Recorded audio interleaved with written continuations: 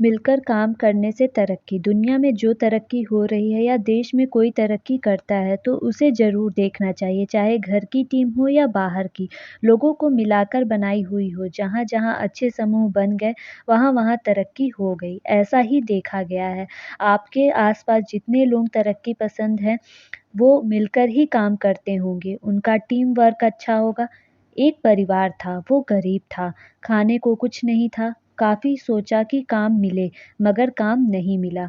2 बच्चे थे, बीवी थी।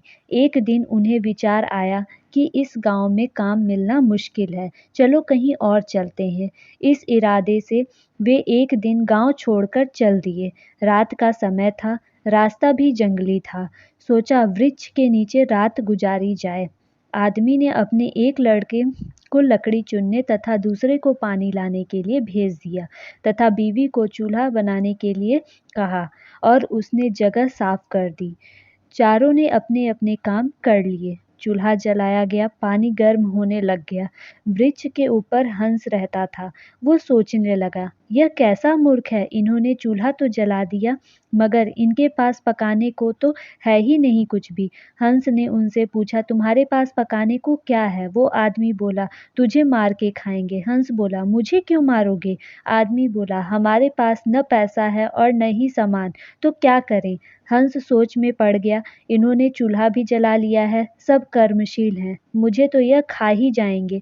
तो हंस बोला, अगर मैं आपको धन दे दूं तो मुझे छोड़ दोगे? घर का स्वामी बोला, हाँ छोड़ देंगे। हंस कहने लगा, मेरे साथ चलो, मैं तुम्हें धन देता हूँ। हंस उनको थोड़ी दूर ले गया और चोंच से इशारा किया और कहा कि यहाँ से निकाल लो। उन्होंने गड्ढा खोदा और वहां से धन निकाल लिया। हंस का धन्यवाद करके वापस अपने गाँव गए और एक ही दिन में खूब मौज से रहने लग गए। अब उनके घर में किसी चीज़ की कमी नहीं थी। पड़ोसी ने देखा कि इस परिवार के पास ऐसी कौन-सी चीज़ आ गई जो इनके पास इतना कुछ आ गया। उसने छोटे लड़के को बुलाकर सारी बात पूछ ली कि पैसा कहाँ से आया है। उनके भी 2 बच्चे थे, उन्होंने भी ऐसी योजना बनाई और चल दिए। उन्होंने भी उसी वृक्ष के नीचे डेरा लगा लिया। आदमी ने अपने बड़े लड़के को कहा लकड़ी लाओ तथा छोटे लड़के को पानी लाने के लिए कहा, परंतु दोनों आनाकानी करने लगे। बीवी ने भी कहा कि मैं थक चुकी हूँ। जैसे तैसे पानी लकड़ी इकट्ठी हो गई और पानी गर्म होने लगा। हंस फिर आया और बोला, तुम्हारे पास खाने को तो नहीं है, तो फिर पानी गर्म कर रहे हो?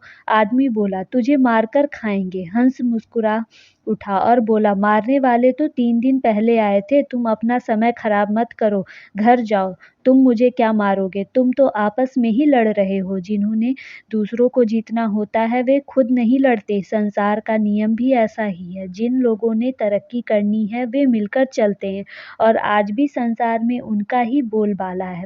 जो आपसी तालमेल में रहते हैं वे ही समाज रूपी हंस को जीत सकते हैं। अगर आपको मेरी ये स्टोरी पसंद आई हो तो प्लीज़ मेरे चैनल को सब्सक्राइब कीजिएगा।